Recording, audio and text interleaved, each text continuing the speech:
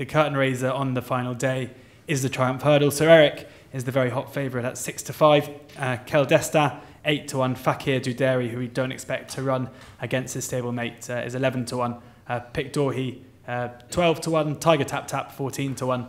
Gardens of Babylon, Band of Outlaw 16-1. 20-1 bar.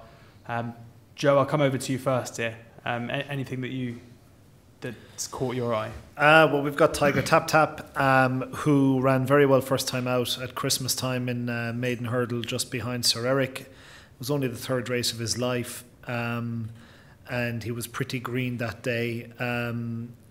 He really disappointed us at the Dublin Racing Festival next time out, but we think there are a few reasons for that, and he is seemingly coming back into form ahead of this. Very hard to see him being able to reverse form with the short price favourite. I think the Irish will probably fill the first three, if not the first four placings here. Paul Nicholls has Pic Dorhe, whose form in France is at a very high level, but he hasn't run over hurdles yet over here in the UK.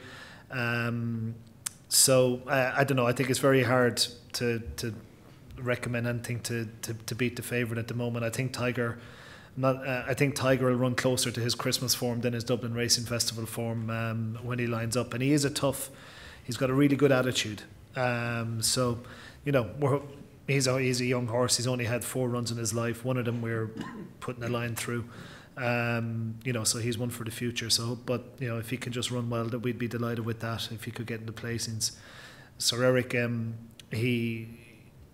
he's really been a revelation. I think the fact that he's still an entire is really interesting. It wouldn't surprise me if they did try to make a stallion out of him.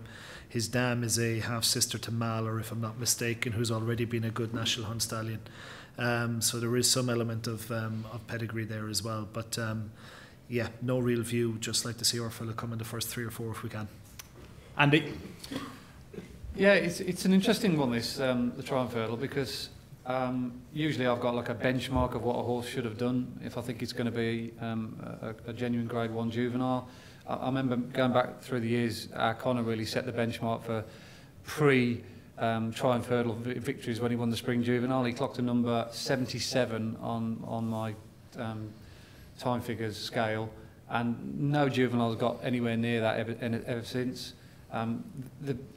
The benchmark is around about a 70. If you run to a level of a 70 on my numbers, then I think you are a genuine Grade 1 horse. There's only one horse that's run over 70 this year, and that's Fakir Duderi when he won at Cheltenham. So basically, whichever race Fakir Duderi runs in, I want to get with him, because I just think he's a cut above. Funny enough, Sir Eric, even though he was impressive last time, he hasn't run anything remotely near the kind of number I'd expect him to do. He won a slowly run race last time at Leopardstown. For once, the Spring Juvenile was very slowly run. It suited him. He was off in front. And basically, they were giving a 109 rated flat horse a solo in front. Yeah. He was allowed to seize hurdles. He did still make the odd error here then. He dived at a couple, and he still wasn't quite sure what he was doing in every department. He got better as the race warmed up. And they were obviously never going to catch him from the back of the second last. He was always going to outpace them. So it'd be interesting to see what kind of tactics they employ with Sir Eric, whether they go off in front again and try and do what they did last time out and make the most use of him. If he's in behind horses and they go fast, and there's obviously few in this that want to get on with it, you know, your Kel Destans, it might just put him into an uncomfortable position. Yes, he's got the most untapped potential in this race, and you know, if it was a foot race, he'd win this easily. But 5-4. Would it worry you that he's still a colt? Is that a factor at all? No, it's very popular in France. The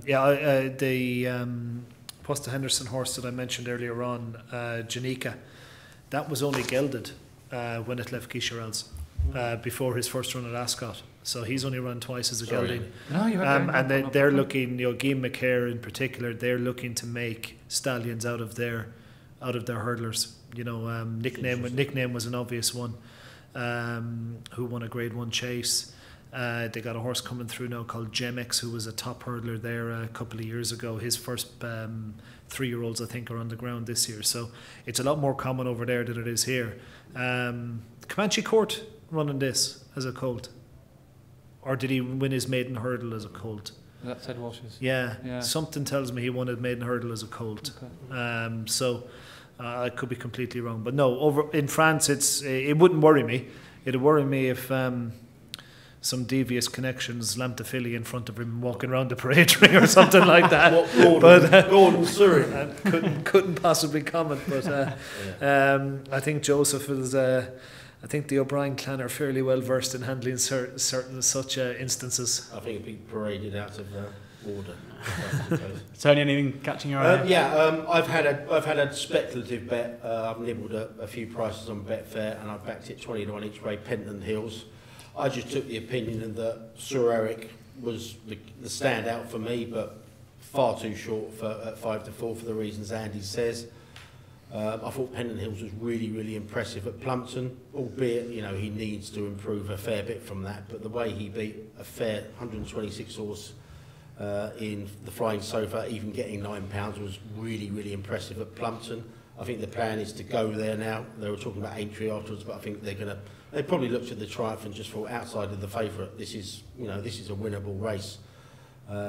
It's really interesting. Nicky Henderson made the point a couple of days ago that he actually ran first bout in that race on his debut, that Plumpton race that Penton Hills won, and that won the Triumph on his next start. I'm not going to say lightly he's going to strike twice, but I'm going to pay to find out at 20 to 1 each way Penton Hills. Yeah, Penton Hills 20 to 1 with Betfair Sportsbook and William Hill.